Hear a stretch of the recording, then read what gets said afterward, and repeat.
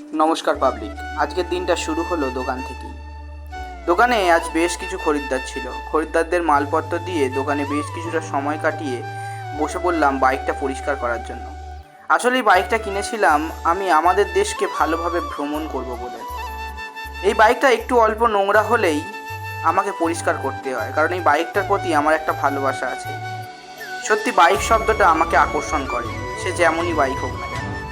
যেমন এই বাইকটা আমি পরিষ্কার করছি, তেমন এই বাইকটাও আমাকে অনেক অনেক জায়গায় সাপোর্ট করেছে।